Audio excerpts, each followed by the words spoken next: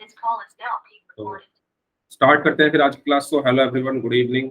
सबसे पहले तो हमारी जो रिवीजन क्लास चल रही है उसका जो चैप्टर आज हमारा स्टार्ट होगा वो है बहुपद या पॉलिनॉमियल। ठीक है, बहुपद या पॉलिनॉमियल आज हम पढ़ेंगे, इसको रिवाइज करेंगे और स्टार्ट करते हैं बिल्कुल बेसिक से। सबसे पहली चीज कांस्टेंट, और जिसको हिंदी में बोला जाता है अचर, क्या होता है? तो कोई बताएगा मुझे क्या होता है कांस्टेंट या अचर? कौन दो चीजें होती है, एक होता है अचर, एक होता है चर। ठीक है, तो एक एक करके समझते हैं। सबसे पहले हम बात करते हैं अचर की। अचर को इंग्लिश में बोला जाता है कांस्टेंट। अचर का मतलब होता है जो कभी ना बदले, जो कभी ना बदले। ठीक है, जो चीज कभी नहीं बदलती उसको हम क्या कहते हैं? अचर। ओके, जैसे हमारी संख्याएं हैं 1 2 3 4 5, -5, -7, 8.5, 4/9, ये सब संख्याएं हमारी क्या होती हैं? अचर होती हैं। जितने भी हमारी गणित में संख्याएं होती हैं वो सब क्या होती है? अचर होती है या कांस्टेंट होती है। क्यों? क्योंकि ये कभी नहीं बदलती। मैंने अगर 1 लिखा और मैं किसी से पूछूं, दुनिया में किसी भी इंसान से पूछूं, वो इसको क्या बोलेगा? 1 ही बोलेगा। दुनिया के किसी भी कोने में चले जाओ, 1 1 ही रहेगा। अगर मैं 2 लिख दूं तो दुनिया के किसी भी कोने में चले जाओ, किसी से भी पूछ लो, सब इसको क्या बोलेंगे? 2 बोलेंगे या 2 बोलेंगे। ये कभी नहीं बदलती। ठीक है, आप इंडिया में अगर हो, भारत में हो, आप पूछोगे क्या है, 1 बताएंगे इसको सब। किसी दूसरे देश में चले जाओगे वो भी इसको 1 बोलेंगे। किसी से भी पूछोगे वो इसको 1 ही बताएंगे। यानी ये चीज कभी बदलती नहीं है, ये जैसी है वैसी रहती है। इसीलिए जितनी भी हमारी गणित की संख्याएं होती हैं इनको हम क्या बोलते हैं? कांस्टेंट या अचर बोलते हैं। ठीक है, इतना समझ में आया? चैट बॉक्स में यस टाइप कर दो अगर सबको समझ में आ गया तो। अचर क्या होता है? जो कभी ना बदले, जैसा है वैसा का वैसा रहे, उसको हम क्या कहते हैं? अचर कहते हैं या कांस्टेंट कहते हैं। देखो एक बात मैं बता दूं सभी को, अगर आपने अभी से समझना शुरू नहीं किया इस क्लास को, अगर आपने इस क्लास को अभी से समझना शुरू नहीं किया तो आगे जाकर कुछ भी समझ में नहीं आएगा। तो इसीलिए अभी से समझना शुरू कर दो जो मैं बता रहा हूँ, और पूरी क्लास में आपको कंसंट्रेट रहना है। जो बच्चे अब क्लास में लेट आएंगे उनको नहीं समझ आएगा मैंने अचर के बारे में क्या बताया था। ठीक है, तो अचर क्या होता है? जो चीज कभी ना बदले उसको हम क्या कहते हैं? अचर कहते हैं। क्या कहते हैं? अचर कहते हैं। ठीक है, अब बात करते हैं दूसरी चीज जो है चर यानी वेरिएबल। तो जो चीज बदलती रहती है, जो चीज बदलती रहती है उसको हम क्या कहते हैं? चर। जैसे x, Y, Z, A, B, C, D, M, N, जितने भी हमारे अल्फाबेट्स है ना। आपने देखा होगा कि किसी सवाल में एक्स का मान कुछ और आता है। मानो किसी सवाल में एक्स की वैल्यू आई 5, अगले में कुछ और आ जाती है -4, अगले में कुछ और आ जाती है 3, अगले सवाल में कुछ और आ जाती है 6। मतलब ये बदलता रहता है, ये हमेशा बदलता रहता है। किसी सवाल में एक्स का मान कुछ आएगा, है ना, या वाई का मान कुछ आएगा, अगले में कुछ और आ जाएगा, उससे अगले में कुछ और आ जाएगा। तो ये चीजें सब बदलती रहती है, और जो चीज बदलती रहती है उनको हम बोलते हैं चर या वेरिएबल। ठीक है, तो आपको क्या याद रखना है कि जितने भी हमारी संख्याएं हैं गणित में, जितने भी हमारी संख्याएं हैं वो सब क्या होती हैं? अचर होती हैं, कांस्टेंट होती हैं। सभी संख्याएं क्या है? ये अचर है। अगर मैं आपको एक सवाल दूं और उस सवाल में आपसे पूछूं कि इसमें अचर क्या है, तो जो संख्याएं होंगी उस सवाल में, जो संख्याएं होंगी वो सब अचर होंगी। और जितने भी हमारे अल्फाबेट्स हैं, है ना, इंग्लिश के, जैसे x, Y, Z, A, B, C, D, ये सब क्या होते हैं? चर होते हैं, वेरिएबल होते हैं। ठीक है, तो दो चीज मैंने बताई है। एक बताया है अचर, जो कभी ना बदले उसको हम अचर कहते हैं। जैसे कि सभी संख्याएं हमारी क्या होती हैं? अचर होती हैं। जो बच्चे लेट क्लास में आ रहे हैं उन्होंने, उनका एक टॉपिक छूट गया है, चर और अचर। मैंने पिछली क्लास में कहा था सभी को टाइम से क्लास में आना है।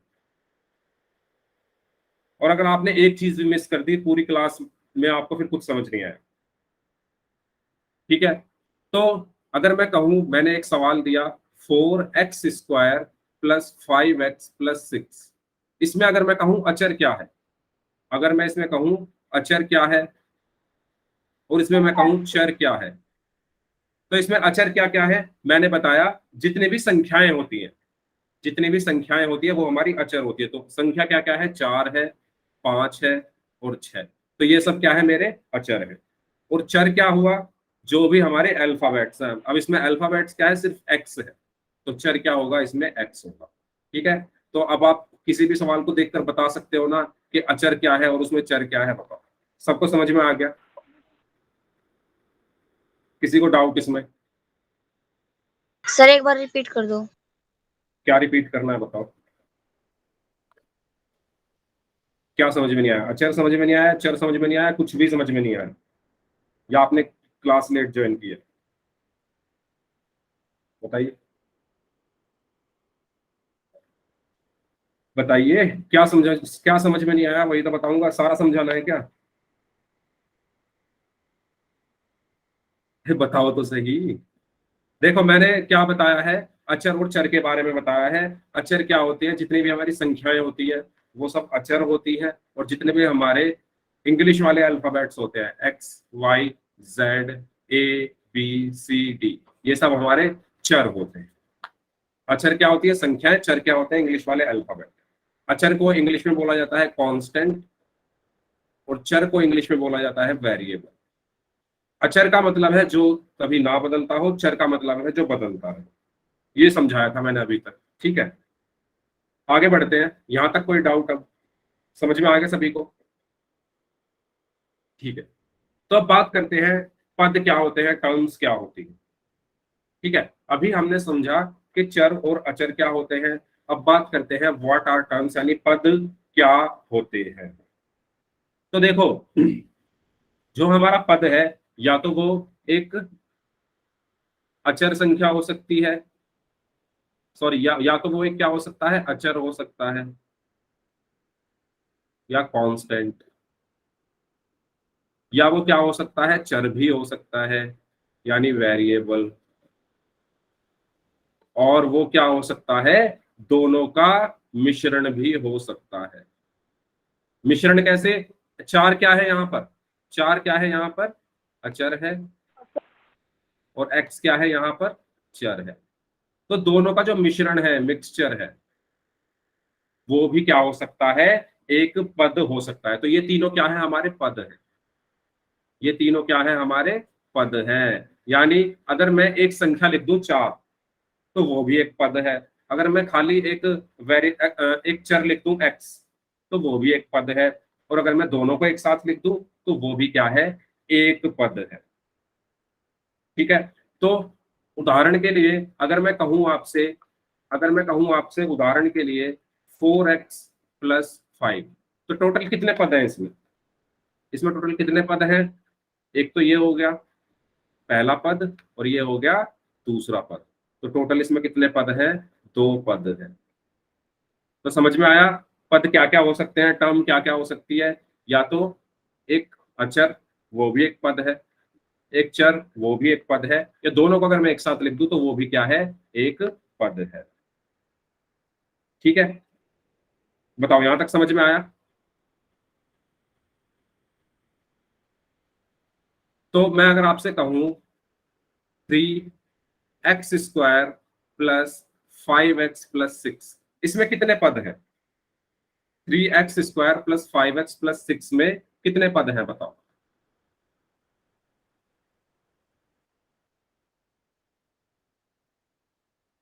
दो, ओके। तीन, ओके। तीन, ओके, तीन, यस, तीन है ना। एक तो ये है, एक ये है, और एक ये लास्ट है, तो तीन पद हो गए ना, एक, दो, तीन। तो यहां से हमें क्या पता चला कि जो पद हैं वो किसकी सहायता से अलग होते हैं, प्लस की सहायता से या माइनस की सहायता से। प्लस या माइनस की सहायता से हम पदों को अलग अलग कर सकते हैं। लेकिन गुणा तथा भाग की सहायता से हम पद को अलग नहीं कर सकते। कैसे? अगर मैं लिख दूं x अपॉन वाई, तो ये पूरा एक पद गिना जाएगा। ऐसा नहीं कि x अलग गिन लिया और y अलग गिन लिया, दो पद हो गए, नहीं, ये पूरा एक पद गिना जाएगा। लेकिन अगर मैं लिख दूं x upon Y plus one, तो अब कितने पद गिने जाएंगे? एक पूरा ये गिना जाएगा और दूसरा ये, यानी अलग किसने किया है? इस प्लस ने। तो पदों को अलग कौन करता है? प्लस या माइनस। ये बात ध्यान रखना। इसी तरीके से अगर मैं लिख दूं एक्स वाई प्लस फाइव, तो देखो यहाँ एक्स और वाई के बीच में गुणा हो रही है, लेकिन हम इनको अलग अलग नहीं गिनेंगे, ये पूरा एक पद है। ये पूरा क्या है? एक पद है। और ये पूरा क्या है? एक पद है। तो अलग किसने किया? प्लस ने। ठीक है, तो टोटल कितने पद हो गए? दो पद, दो टर्म्स। ठीक है, ये चीज समझ में आई सभी को? तो जो भाग है या फिर गुणा है, वो जो है पदों को अलग नहीं करते हैं, और जो प्लस और माइनस है वो सिर्फ अलग करते हैं, उनकी सहायता से हम उनको अलग अलग गिनते हैं। ठीक है, ये पॉइंट सबको क्लियर हो गया है? बताइए, अगर सबको क्लियर हो गया तो बताओ, ये सवाल है एक, x cube minus two x square plus five x minus one, इसमें कितने पद हैं? बताइए, बताइए इसमें कितने पद हैं? ये जो सवाल आपकी स्क्रीन पर दिख रहा है, इसमें कितनी टर्म्स हैं, कितने पद हैं? बताइए, गिनिए कितने पद हैं इसमें।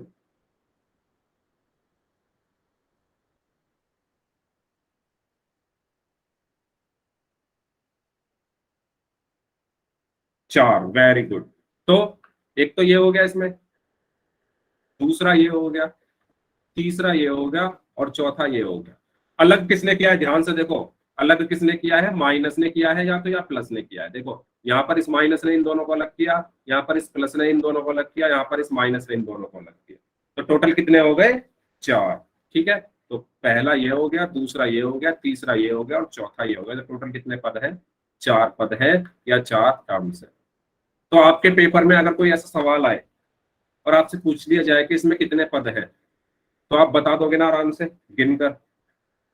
ठीक है, तो चार पद है। ओके, तो आ सकता है आपके क्वेश्चन, आपके पेपर में ऐसा सवाल, क्योंकि ये आपके सिलेबस में है। ठीक है, तो ये तो हो गई पदों को निकालना। अब बात करते हैं बीजीय व्यंजक या एल्जेब्रिक एक्सप्रेशन क्या होता है। ठीक है, तो देखो, जो एल्जेब्रिक एक्सप्रेशन होता है वो क्या होता है, किन चीजों से मिलकर बना होता है? अचर से, चर से, तथा गणितीय संक्रिया। गणितीय संक्रिया में कौन कौन से आ गए? प्लस, माइनस, गुणा, भाग। अगर ये तीन चीजें एक साथ इकट्ठी हो जाए, तो उससे क्या मिलकर बन उन चीजों से हम क्या मिलकर बनता है? एक व्यंजक या एल्जेब्रिक एक्सप्रेशन बनता है। जैसे अगर मैं लिख दूं यहां पर, उदाहरण के लिए मैंने लिखा 4x+5, 4x+5, तो इसमें देखो अचर भी है। अचर क्या है इसमें? बताओ, आप लोग बताएंगे, अचर क्या है इसमें? बताइए। सर 4 और 5 है। 4 और 5 है। ठीक है, कमेंट बॉक्स में लिखना है आंसर, कोई भी माइक ऑन करके ना बोले, जिससे सभी लोगों को मौका मिले बताने का। ठीक है, इसमें चर क्या क्या है? चर बताइए। X, very good. तो देखो इसमें अचर भी है और चर भी है ना? अचर भी है और चर भी है। और इसमें बताओ गणितीय संक्रिया कौन कौन सी है? गणितीय संक्रिया इसमें कौन कौन सी लगी हुई है? एक तो प्लस लगा हुआ है, और चार और एक्स के बीच में गुणा भी तो हो रहा है। चार और एक्स के बीच में गुणा हो रही है। अगर मैं ऐसे मैंने लिखा है 4x, तो इसका मतलब क्या होता है? 4 गुणा x। ये पता है ना आपको? ठीक है, तो एक तो प्लस है और एक गुणा। तो इसमें तीनों चीजें हैं। क्या क्या? अचर, चर और गणितीय संख्या है। तो इसको मैं क्या बोलूंगा? एक बीजीय व्यंजक या एल्जेब्रिक एक्सप्रेशन।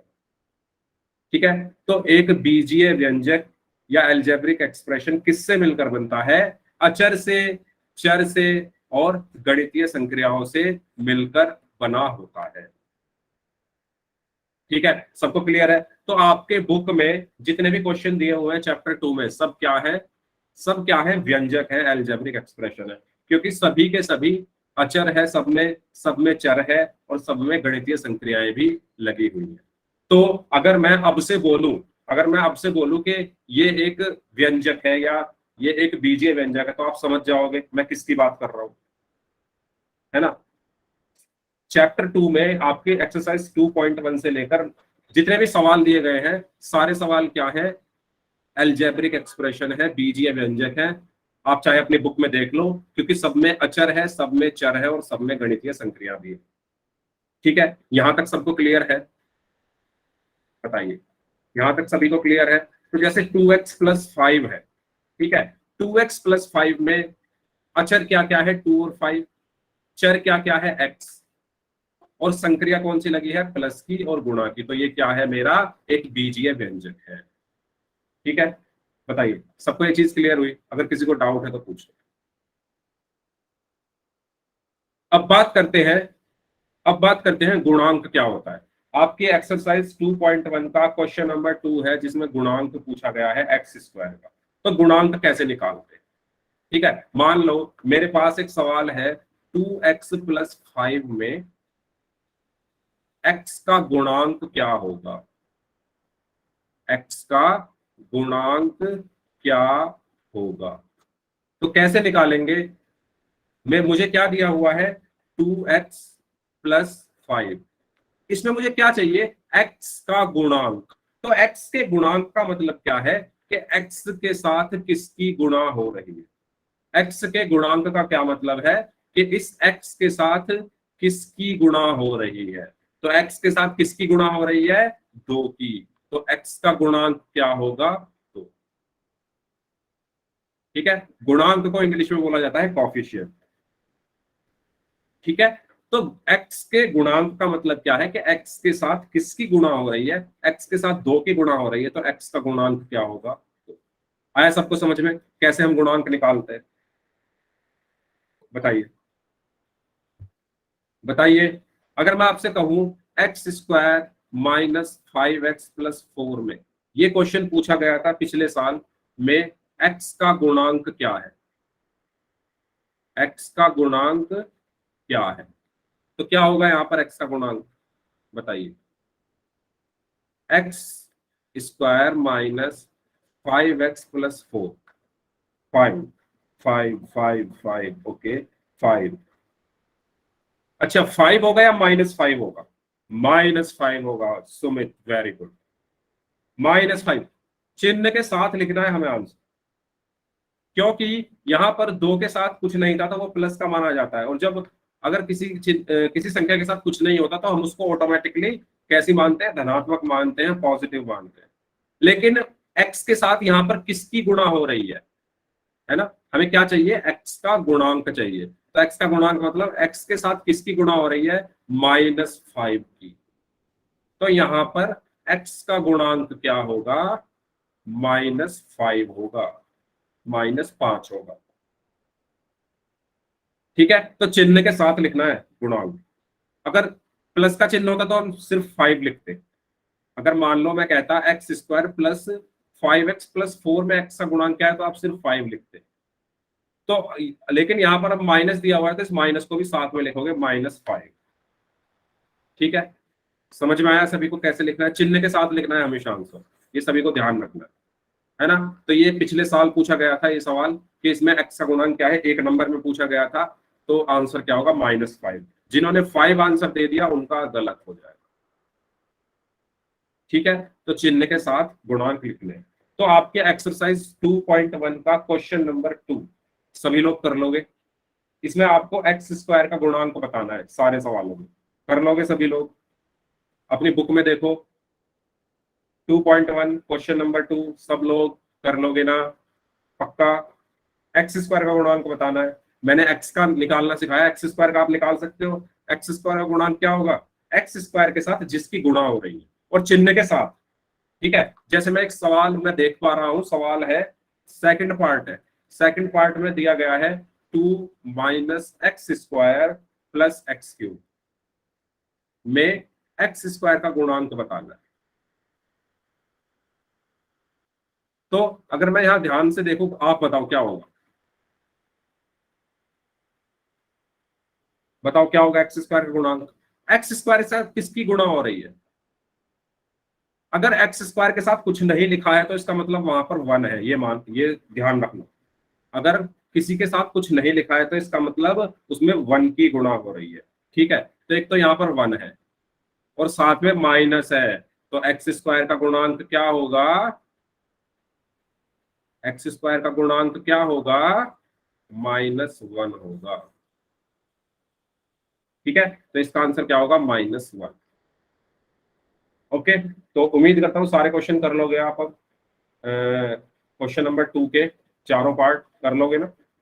ठीक है, आगे चलते हैं। तो ये तो हो गए गुणांक हम कैसे निकालते हैं। अब बात करते हैं कि बहुपद क्या होता है। अगर हम ध्यान से देखें तो बहुपद दो शब्दों से मिलकर बना है, एक तो बहु और एक पद। बहु मतलब, अरे सास बहु वाली बहु तो है नहीं। ये बहु कौन सी है, एक वचन और बहुवचन वाली। एक वचन बहुवचन पढ़ते थे हम हिंदी में, सिंगुलर एंड प्लूरल। तो बहु का मतलब बहुत सारे, पद मतलब, पद मैंने अभी बताया ही क्या होते हैं। तो जब हम बहुत सारे पदों को एक साथ लिख दे उसको हम क्या बोलते हैं, बहुपद बोलते हैं या पॉलिनोमियल्स बोलते हैं। लेकिन बहुपद की कुछ शर्तें होती है, बहुपद की कुछ शर्तें होती है। वो शर्तें ये है, क्या शर्तें हैं, कि एक बहुपद में क्या क्या होना चाहिए, पद होने चाहिए, कांस्टेंट यानी अचर होने चाहिए, चर होने चाहिए, और चर की घात धनात्मक पूर्ण संख्या होनी चाहिए। ये जो लिखा है ना, धनात्मक पूर्ण संख्या, सबसे इंपॉर्टेंट है फोर्थ पॉइंट। सबसे इंपॉर्टेंट कौन सा पॉइंट है, फोर्थ पॉइंट। जो आपके 2.1 का क्वेश्चन नंबर 1 है उसमें आपको यही बताना है कि इनमें से कौन से बहुपद है और कौन से नहीं है। तो वो आप कैसे बताओगे, आपको चेक करना है कि सभी की जो घातें हैं, सभी जो चर हैं उसमें उनकी जो घात है वो क्या होनी चाहिए, धनात्मक पूर्ण संख्या होनी चाहिए। स्क्रीनशॉट ले लो ये 4 पॉइंट्स। सबसे इंपॉर्टेंट पॉइंट है चौथे वाला, चर की घात क्या होनी चाहिए, धनात्मक होनी चाहिए और पूर्ण संख्या होनी चाहिए। फॉर एग्जाम्पल, है ना, एक एग्जाम्पल अगर मैं लूं, जैसे पहला क्वेश्चन है आपका 4x² माइनस 3x+7। ठीक है, क्या है क्वेश्चन, 4x² माइनस 3x+7। इसमें मुझे ये बताओ अचर कौन कौन से हैं, अचर कौन कौन से हैं और चर कौन कौन से हैं, पहले ये बताओ। अचर क्या क्या है इसमें, कमेंट में देंगे सभी लोग आंसर। अचर क्या क्या है इसमें,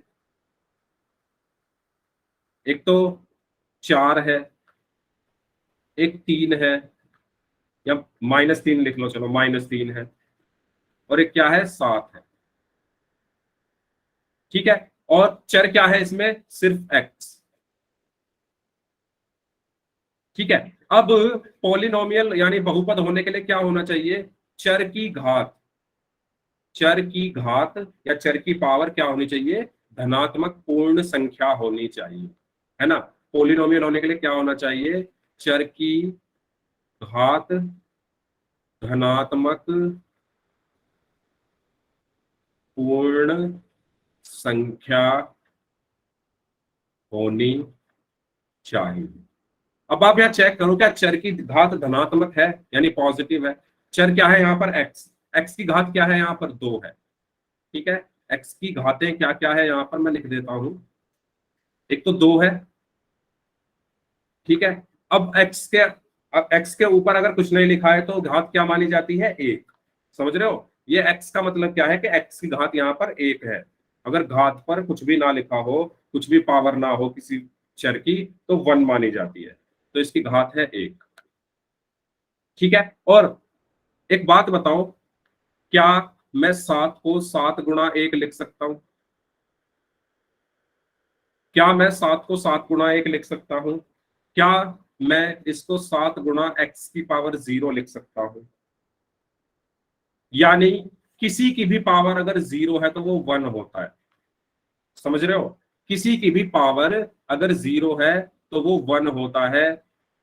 कैसे, x की पावर 0 1 होता है, 2 की पावर 0 1 होता है, मेरी पावर अगर 0 है तो मैं 1 हूं, आपकी पावर अगर 0 है तो आप भी 1 हो। अगर कोई मेरे पास गाड़ी है मान लो बलेनो और उसकी पावर 0 है तो वो 1 है। यानी दुनिया की कोई भी चीज हो, स्विफ्ट की पावर 0 भी क्या होती है, 1 होगी। अगर किसी की पावर में 0 है तो वो बराबर होता है 1 के।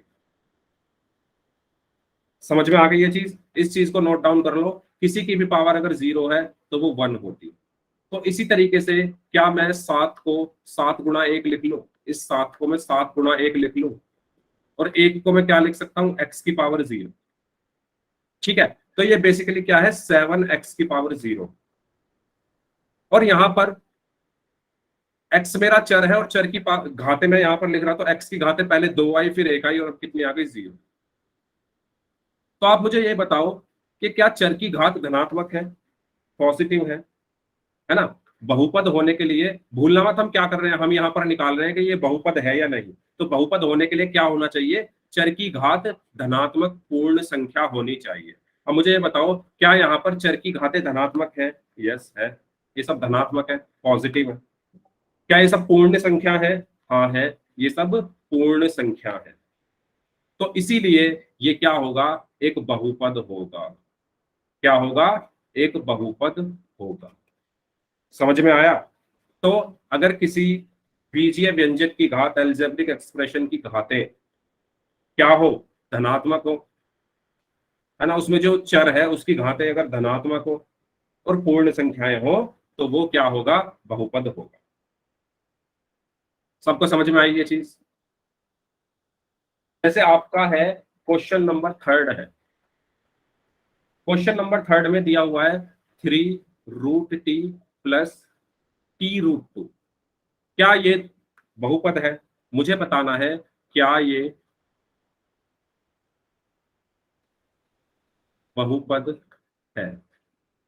तो कैसे करेंगे इसको, ये पूरा मैं करके दिखा रहा हूं आपको। बहुपद होने के लिए चर की घात धनात्मक पूर्ण संख्या होनी चाहिए। धनात्मक पूर्ण संख्या होनी चाहिए। ठीक है, ठीक है। जो लोग बोल रहे हैं ये बहुपद है, वो उनका आंसर गलत है। अब देखो गलत कैसे है, ध्यान दो।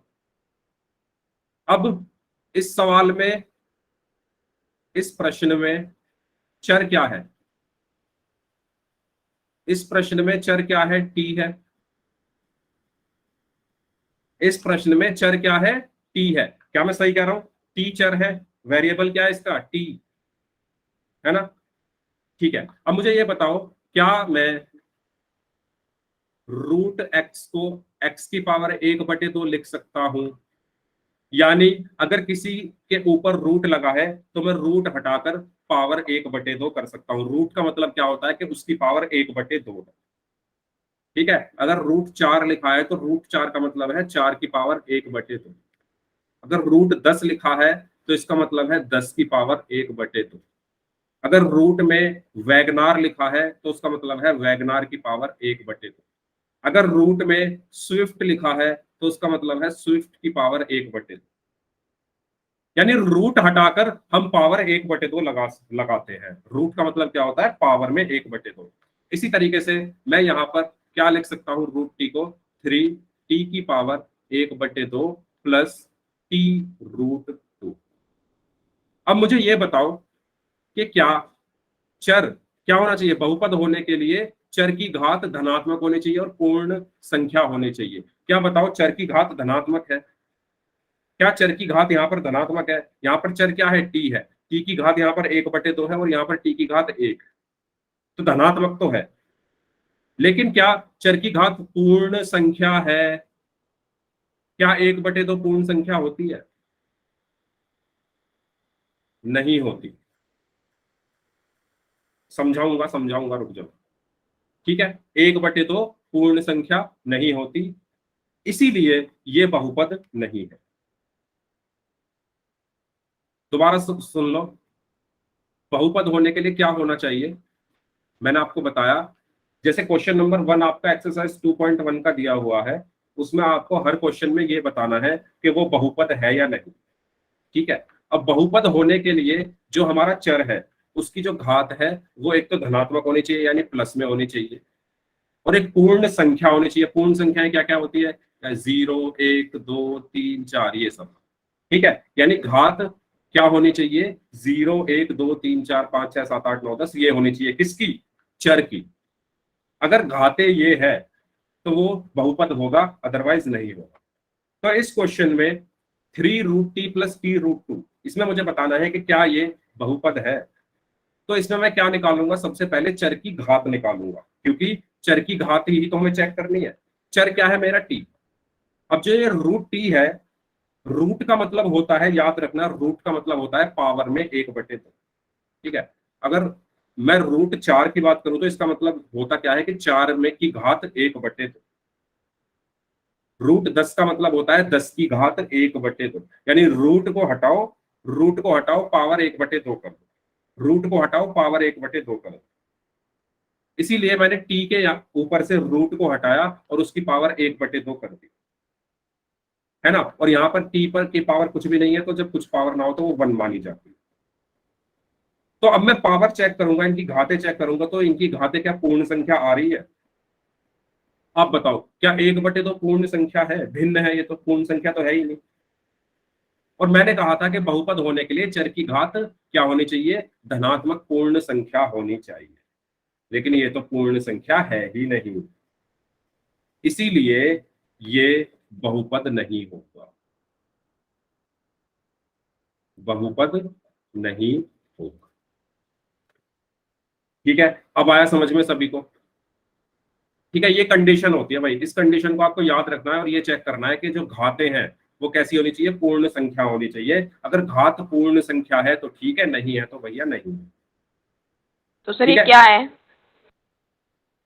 ये बहुपद बहुपद नहीं है, क्या है? बहुपद नहीं है, ये है सिर्फ एक बीजीय व्यंजक, एल्जेब्रिक एक्सप्रेशन। Okay sir. ठीक है, ये सिर्फ एक एल्जेब्रिक एक्सप्रेशन है, बीजीय व्यंजक है, ये बहुपद नहीं। चलो आगे बढ़ते हैं, एक सवाल और है। ठीक है, एक सवाल और है आपका, क्वेश्चन नंबर 4, y+2/y। बताओ क्या ये बहुपद है? एक चीज का ध्यान रखना इसमें भी, 1/x का मतलब होता है x की पावर -1, 1/y का मतलब होता है y की पावर -1, 1/2 का मतलब होता है 2 की पावर -1, 1/1 किसका? परीक्षित, 1/परीक्षित का मतलब होगा परीक्षित की पावर -1। तो समझ रहे हो, अगर 1/, में कुछ आ रहा है, अगर 1/, में कुछ आ रहा है तो उसकी पावर -1 हो जाती है। ठीक है, मैंने आपको 3 चीजें बताई हैं। 3 चीजें क्या क्या बताई है? पहली चीज मैंने ये बताई कि किसी की भी पावर अगर 0 है तो वो 1 होता है, अगर किसी के ऊपर रूट चढ़ा है तो वो बराबर होता है x की पावर 1/2। ठीक है, अगर किसी के भी ऊपर रूट है, x एक मैंने जनरलाइज फॉर्म ले ली, x की जगह कुछ भी हो सकता है, x की जगह कुछ भी हो सकता है, कोई भी संख्या हो सकती है, कुछ भी हो सकता है, मतलब क्या है? पावर 1/2। ठीक है, और तीसरी चीज अभी मैंने बताई, अगर 1/x लिखा है तो उसका मतलब है x की पावर -1। ये तीनों चीजें नोट करके लिख लो कहीं पर, या इसका स्क्रीनशॉट ले लो, बहुत ही ज्यादा काम आएंगे ये आप। अभी नहीं, 10th क्लास में, 11th क्लास में, 12th क्लास में, हर जगह ये काम आएगा। किसी की भी पावर 0 हो तो वो 1 होता है, अगर रूट हमें हटाना है तो 1/2 कर देते हैं, और अगर अपोन में लिखा है तो पावर में माइनस कर देते हैं। हाँ, ये 8th क्लास में के 12th चैप्टर में है। ओके, हाँ, तो इसीलिए है ये, क्योंकि ये 9th, 10th, 11th, 12th चारों क्लासेस में बहुत ज्यादा काम आएंगे। ठीक है, तो इनको लिख लो। ठीक है, तो यहां पर मैं क्या लिख सकता हूं इसको? y+2y की पावर -1। अब यहां पर चर क्या है? y। तो बताओ क्या ये बहुपद होगा? बहुपद होने के लिए मैंने क्या बताया था कि चर की घात क्या होनी चाहिए?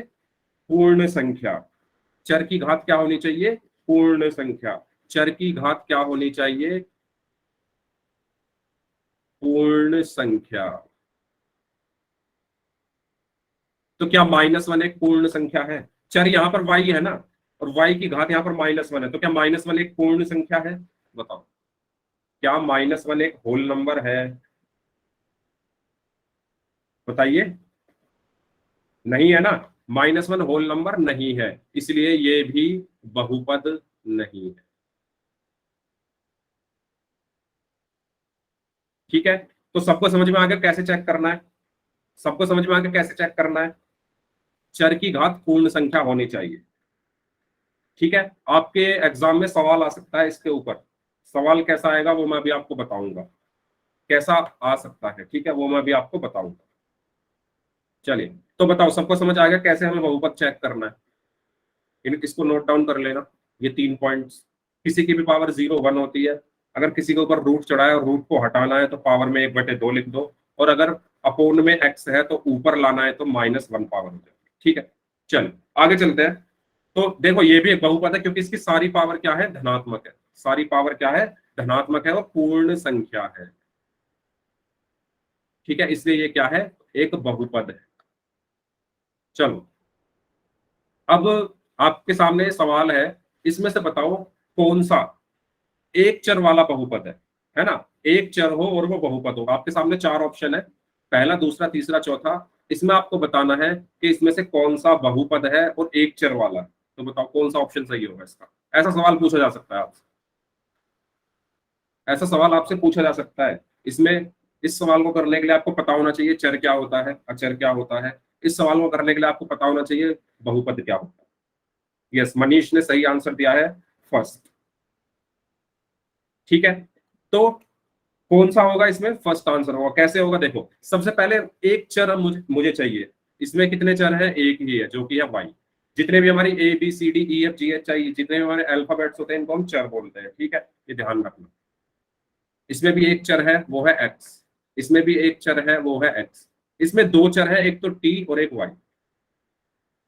ठीक है, लेकिन मुझे एक चर वाला चाहिए था, तो इसमें तो 2 है, तो ये तो है ही नहीं। ठीक, अब बचे ये 3। इन 3 में आपको चेक करना है कि कौन सा एक चर वाला बहुपद है। अब एक चर तो तीनों में है, लेकिन बहुपद कौन सा है ये चेक करना है। थर्ड ऑप्शन में रूट एक्स लिखा हुआ है, तो मैंने अभी बताया था रूट एक्स का मतलब है एक्स की पावर 1/2, और 1/2 पूर्ण संख्या नहीं है, इसलिए ये गलत हो गया। यहाँ पर लिखा है 1/x। 1/x का पावर मतलब है एक्स की पावर -1, और -1 कोई पूर्ण संख्या नहीं है, ये भी गलत हो गया। इसके बाद बचा 3y² + 5y। इसमें जो पावर है यहाँ पर 2 है और यहाँ पर क्या है? 1 है। दोनों क्या है? धनात्मक पूर्ण संख्या है, इसलिए ये सही हो। ठीक है, समझ में आया सभी को कैसे हमें निकालने हैं बहुपद? तो जो क्वेश्चन नंबर 1 है एक्सरसाइज 2.1 का, सभी लोग कर लोगे? सब लोग कर लोगे? क्वेश्चन नंबर 1 एक्सरसाइज 2.1 का ऐसे ही होगा। उसमें आपको एक चर वाले बहुपद बताने हैं, तो आपको घात चेक करनी है। घात क्या होनी चाहिए? पूर्ण संख्या होनी चाहिए। क्लियर है सभी को? बताओ, अगर सबको क्लियर है तो यस टाइप कर दो, फिर आगे बढ़ते हैं। ठीक है, तो इसका सही आंसर क्या होगा? First one. चलिए, अब बात करते हैं टाइप्स ऑफ पॉलिनोमियल, यानी बहुपद के प्रकार। ठीक है, अब मैंने आपको पद निकालने सिखा दिए है ना, तो पदों के आधार पर है ना, on the basis of terms, terms के आधार पर है ये प्रकार, है ना। अगर किसी बहुपद में एक टर्म है या एक पद है तो उसको क्या बोलेंगे? अगर 2 पद है तो उसको क्या बोलेंगे? 3 पद है तो उसको क्या बोलेंगे? 3 से ज्यादा है तो उसको क्या बोलेंगे? तो ये हमें देखना है। ठीक है, तो एक एक करके देखते हैं। मुझे बताओ, मैं यहाँ पर कुछ बहुपद लिख रहा हूं, जैसे मैंने लिखा x, दूसरा दूसरा लिखा x+4, तीसरा लिखा x² + 3x + 5। तो मुझे बताओ इसमें कितने पद है? पहले वाले में कितने पद है? एक। एक है ना, सिर्फ एक पद है। दूसरे वाले में कितने पद हैं? दूसरे वाले में कितने पद हैं? 2। एक ये, एक ये, तो 2 पद है। तीसरे वाले में कितने पद हैं? कितनी टर्म्स हैं? 3। ठीक है, एक ये, एक ये और एक ये। ठीक है, जिस बहुपद में एक पद होता है उसको हम बोलते हैं एक पदीय या मोनोमियल। ठीक है। जिसमें दो पद होते हैं उसको हम बोलते हैं द्विपदीय या बाइनोमियल। ठीक है। और जिस बहुपद में तीन पद होते हैं उसको हम बोलते हैं त्रिपदीय या ट्राइनोमियल। ठीक है। तो आपको क्या करना है, सिर्फ पदों को गिनना है कितने पद हैं। अगर एक पद है उसमें तो एक पदीय बोलेंगे, दो पद है तो द्विपदीय बोलेंगे, तीन पद है तो त्रिपदीय बोलेंगे। ठीक है। तो एक पद वाले को हम क्या बोलते हैं, मोनोमियल या एक पदीय। ठीक है। दो पद वालों को हम क्या बोलते हैं, दो पद वालों को हम क्या बोलते हैं, बाइनोमियल या द्विपदीय। ठीक है। और अगर तीन पद हैं तो उनको हम क्या बोलेंगे, ट्राइनोमियल्स या त्रिपदीय। ठीक है। ट्राइनोमियल्स या त्रिपदीय। और सर 3 से ज्यादा हो तो उसे क्या बोलेंगे? उसको बोलेंगे पॉलिनोमियल, बहुपद। ठीक है। इनको भी हम पॉलिनोमियल ही बोलते हैं, लेकिन इनको हमने एक तरीके से अलग अलग नाम दे दिया, मोनोमियल, बाइनोमियल, ट्राइनोमियल। अब ऐसे तो ये चलते ही जाएंगे, 4, 5, 6, 100, 1000, 10,000, तो सबका हम अलग अलग नाम तो रख नहीं सकते। तो इसीलिए इन सबको इकट्ठा करके हमने बोल दिया है पॉलिनोमियल यानी बहुपद।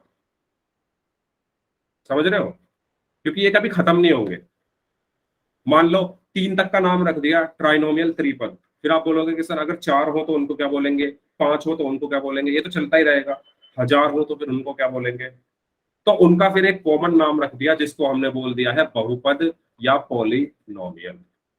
ठीक है। इनको भी हम पॉलिनोमियल की कैटेगरी में ही रखते हैं, द्विपदीय, त्रिपदीय। ठीक है। इनको भी हम पॉलिनोमियल की या बहुपद की कैटेगरी में ही रखते हैं।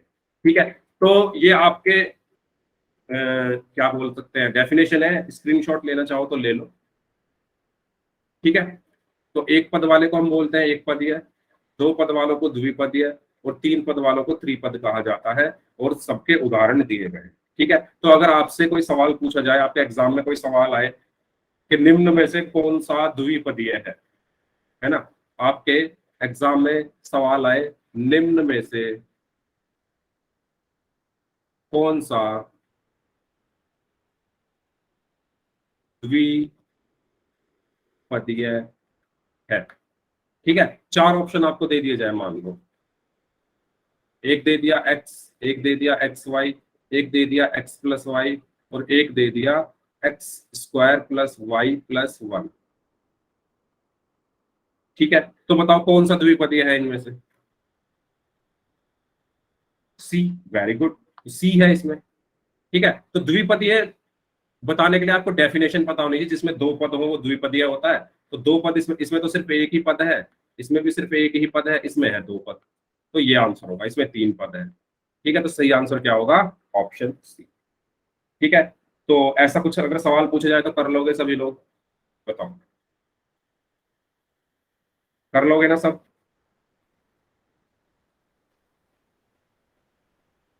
कोई डाउट किसी को तो पूछ लो।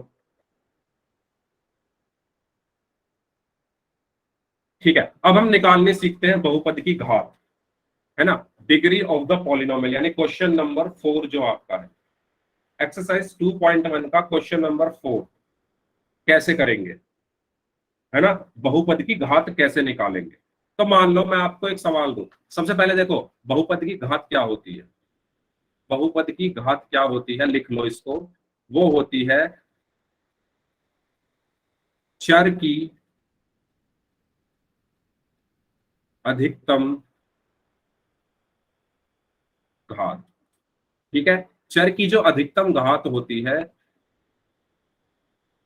चर की जो अधिकतम घात होती है वही क्या होती है, बहुपद की घात होती है। इस लाइन को अपनी कॉपी में लिख लो। बहुपद की घात क्या होती है, चर की अधिकतम घात। बहुपद की घात अगर आपको निकालनी है तो बेसिकली आपको क्या निकालना होता है, चर की अधिकतम घात क्या है।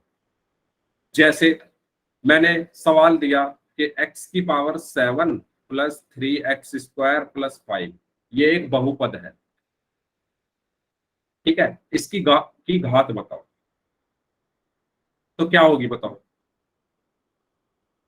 बहुपद की घात क्या होती है, चर की अधिकतम घात। इसमें चर क्या है, इसमें चर क्या है? एक्स है। एक्स। और एक्स की अधिकतम घात क्या है? चर की अधिकतम घात तो मुझे निकालनी है। एक्स की अधिकतम घात क्या है? 7 ही तो है। यहाँ पर 7 है, यहाँ पर 2 है, और यहाँ पर एक्स की पावर 0 है। तो अधिकतम क्या है? 7 है। तो बहुपद की घात क्या होगी? 7 होगी। आया समझ में? बताओ, आया समझ में? ठीक है। जैसे ये सवाल है, इसमें चर क्या है? एक्स।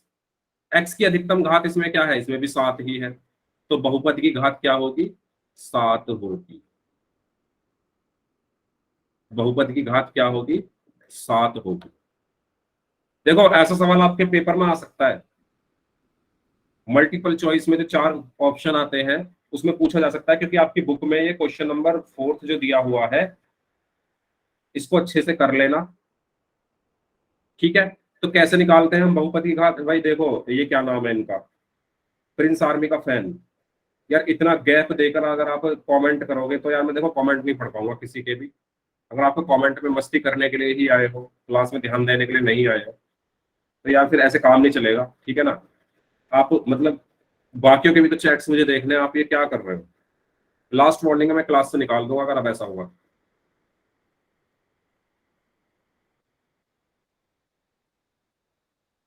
बताओ यार, पूरी मतलब पहले यस लिखा है, फिर इतनी सारी जगह छोड़ के 2-4 उसकी स्क्रीन की, फिर सर लिख दिया। खेल चल रहा है क्या यहाँ पे कोई? निकाल दो क्या बाहर क्लास से? पहली बार मैंने इग्नोर किया, दूसरी बार मैं बोल रहा हूँ, अब मत करना। तो अगर मैं आपको बताऊं, एक सवाल दूं कि एक्स की power 5 plus 4x³ plus 7x⁴ plus 6x⁴ plus 9 में पी एक्स बराबर ये दिया हुआ है ना, और आपसे कहा जाए में बहुपद की घात क्या होगी? बहुपद की घात क्या होगी? तो बताओ क्या होगी? बताइए क्या होगी? यस। बहुपद की घात क्या होती है? मैंने अभी आपको बताया बहुपद की घात क्या होती है? चर की अधिकतम घात के बराबर। बहुपद की घात क्या होती है? चर की अधिकतम घात के बराबर। अब इसमें चर क्या है? इसमें चर क्या है? एक्स है। और एक्स की अधिकतम घात क्या है? एक्स की अधिकतम घात क्या है? 40 है। देखो ना, यहाँ पर एक्स की घात 5 है, यहाँ पर 3 है, यहाँ पर 40 है, यहाँ पर 4 है, और यहाँ पर 0।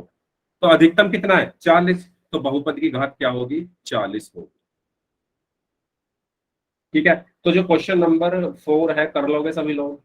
इसमें आपको बहुपद की घात ही बतानी है ना? कर लोगे ना सभी? जल्दी बताओ। ठीक है, वेरी गुड। तो इसका स्क्रीनशॉट ले लो अगर लेना चाहो तो। बहुपद की घात क्या होगी? चर की अधिकतम घात वाले पद का घातांक। ठीक है, आगे बढ़ते हैं। अब मुझे बताओ, पी एक्स बराबर 2 लिखा हुआ है, इसमें बताओ बहुपद की घात क्या होगी? बहुत इंपॉर्टेंट है ये तो। ओके यार, आप बिना सोचे समझे आंसर करते हो। मुझे ये बताओ, बहुपद की घात मैंने क्या बताया है? 1। ओके। बहुपद की घात मैंने क्या बताया है? चर की अधिकतम घात होती है बहुपद की घात। अब बिना सोचे समझे आंसर मत करो, पहले क्वेश्चन को देखो, समझो, सोचो, जब आंसर करो। सर तो x इज इक्वल टू 2 है। एक्स तो है ही नहीं यहाँ पर, ये पी एक्स लिखा हुआ है। पी एक्स का मतलब होता है, पी से होता है पॉलिनोमियल, और एक्स का मतलब है कि ये जो यहाँ जो भी यहाँ पर लिखा हुआ है वो एक्स की फॉर्म में है। यहाँ पर जो हमारा चर है वो एक्स है। ठीक है। हाँ जी। तो देखो यार, बहुपद की घात क्या होती है?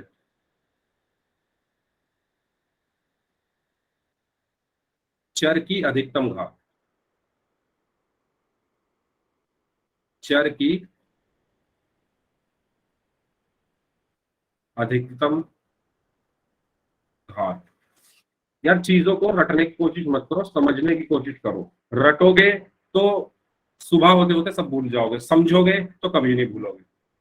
जो मैं ये लिख रहा हूं बार बार, बहुपदी घात क्या होती है, चर की अधिकतम घात होती है, तो इसका मतलब क्या है, चर होना चाहिए एक तो इसमें, और उसकी अधिकतम घात जो होगी। तो मुझे ये बताओ पी एक्स बराबर 2 है ना, पी एक्स बराबर 2 अगर लिखा हुआ है, इसमें चर क्या है, कुछ दिख रहा है आपको इसमें चर? पी एक्स बराबर 2 में कुछ चर है, इस 2 में कुछ आपको चर दिख रहा है, ये तो अचर है ना 2 तो, ठीक है। तो चर इसमें कुछ है नहीं, लेकिन मैं क्या कर सकता हूं, इसको ऐसे लिख सकता हूं, पी एक्स बराबर 2 × 1 लिख सकता हूं। और मैं इसको ऐसे लिख सकता हूं 2 × x की पावर 0। मैंने बताया था किसी की भी पावर 0 हो तो वो 1 होता है। बताओ यहां तक समझ में आया? मैंने 1 को x की पावर 0 लिख दिया, ठीक है। तो पी एक्स क्या बन गया अब मेरा, 2x की पावर 0। और बहुपद की घात होती क्या है, बहुपद की घात होती है चर की अधिकतम घात। अब इसमें चर मुझे मिल गया है x, और उसकी घात क्या है 0, है ना। इसमें मुझे चर मिल गया है x, और उसकी घात क्या है 0, इसलिए बहुपद की घात भी क्या होगी 0।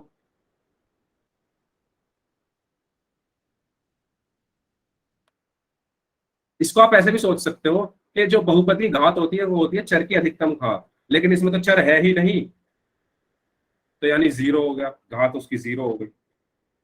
या ऐसे सोच लो, एक 2 को मैंने 2 × 1 लिखा, एक को मैंने x की पावर 0 लिखा, और x की जो मैक्सिमम पावर होती है, x की जो सबसे ज्यादा पावर होती है, वही उसकी घात होती है बहुपद की, तो 0 आंसर। ठीक है, आया समझ में सभी को?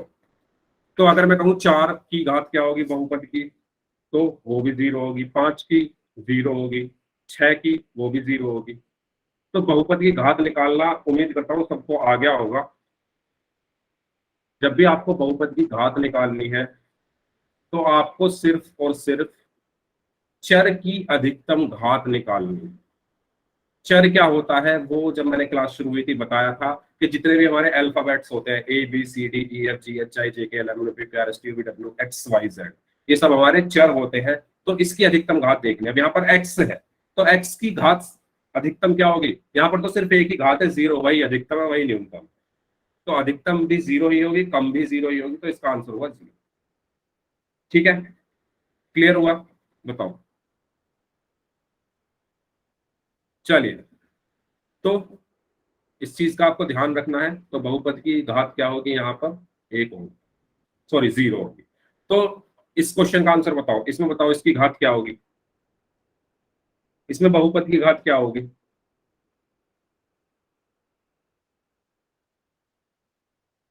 तो चर क्या है इसमें y, y की अधिकतम घात क्या है 6, तो बहुपद की घात क्या होगी 6।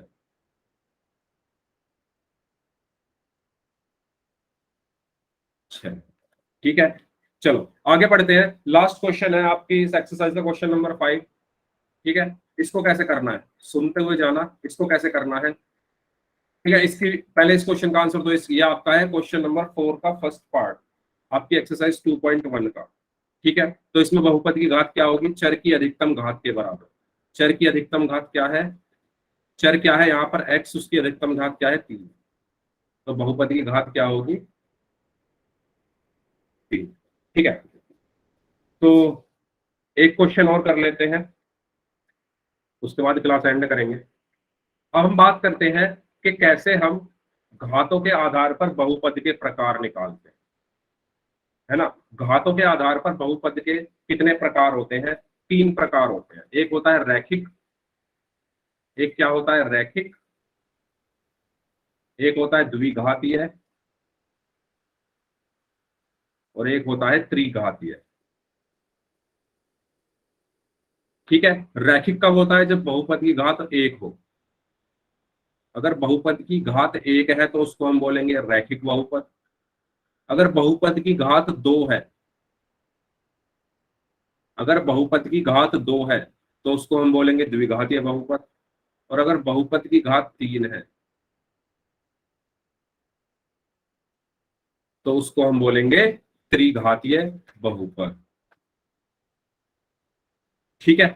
अगर बहुपद की घात 1 है तो उसको बोलेंगे रैखिक, अगर बहुपद की घात 2 है तो उसको बोलेंगे द्विघातीय, और अगर बहुपद की घात 3 है तो उसको बोलेंगे त्रिघातीय।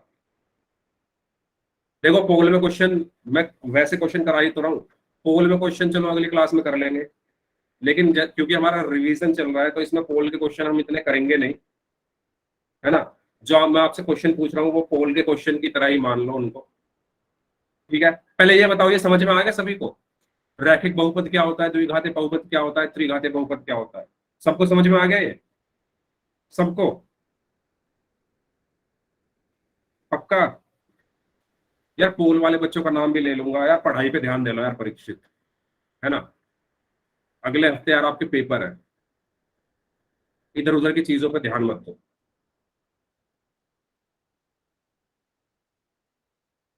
सबको समझ में आ गया? जो चीज मैं पढ़ा रहा हूँ उस पर ध्यान नहीं दे रहा है कोई भी स्टूडेंट? कोई कुछ बोल रहा है, कोई कुछ बोल रहा है। कल का भी है, कल भी आपका टेस्ट है तो यार पढ़ लो फिर, है ना। ठीक है, तो आपका जो क्वेश्चन नंबर 5 है उसमें जो पहला सवाल है दिया हुआ है एक्स स्क्वायर प्लस एक्स। बताओ, बताओ क्या है ये? क्या ये रैखिक है, क्या ये द्विघातीय है, या ये त्रिघातीय है? बताओ। सर द्विघातीय है। देखो, अगर रैखिक है तो चैट में आर टाइप करो, द्विघातीय है तो डी टाइप करो, और त्रिघातीय है तो टी टाइप करो चैट में। द्विघातीय है क्यों है? क्योंकि इसकी जो घात है वो क्या है, 2 है। मैक्सिमम घात 2 है तो इसलिए ये क्या होगा, द्विघातीय होगा। ठीक है, तो कर लोगे पूरी एक्सरसाइज? ये 2.1 आपकी कंप्लीट करा दिया मैंने, है ना। तो बताओ पहला क्या है, द्विघातीय, जो आपने अभी बताया, मैं इसको डी लिख देता हूं। दूसरा बताओ क्या है, दूसरा बताओ क्या है? रैखिक है, द्विघातीय है, या त्रिघातीय है? दूसरे वाला, पावर कितनी है मैक्सिमम, 3, और जब मैक्सिमम 3 पावर होती है तो वो होता है त्रिघातीय। यहाँ पर पावर कितनी है मैक्सिमम, 2, तो ये होगा द्विघातीय। यहाँ पर पावर कितनी है मैक्सिमम, 1, तो ये क्या होगा, रैखिक। ठीक है, और तो सर 3, 3 से ज्यादा पर क्या होगा? 3 से ज्यादा पर क्या होगा? 3 से ज्यादा पर आपके सिलेबस में नहीं है, 3 तक ही है। Okay sir. अगर आप अपनी बुक में देखोगे तो रैखिक है, द्विघातीय है और त्रिघातीय है ना। और 3 से ज्यादा पर क्या होगा वो मैंने बताया था। 3 से ज्यादा वालों का नाम रखा नहीं गया है, फिर उन सबको बोल दिया गया है बहुपद, क्योंकि मैंने बताया था ना। क्योंकि अगर आपका सवाल ये है कि 3 से ज्यादा पर क्या होगा, फिर मैं 4 का बता दूंगा तो आप पूछोगे 4 से ज्यादा पर क्या होगा, तो ये चीजें कभी खत्म नहीं हो। तो इसलिए क्या किया गया, गणितज्ञों ने क्या किया, इसका पूरे का नाम बहुपद ही रख दिया कि इनको हम बहुपद ही बोले। ठीक है, 3 तक का नाम दे दिया है, रैखिक, द्विघात और त्रिघात, और बाकी इनको एक साथ जब हम मिला देते हैं तो वो बन जाता है बहुपद। ठीक है, तो आपकी एक्सरसाइज 2.1 कंप्लीट हो गई है ना। इस क्लास को यहीं तक रखते हैं।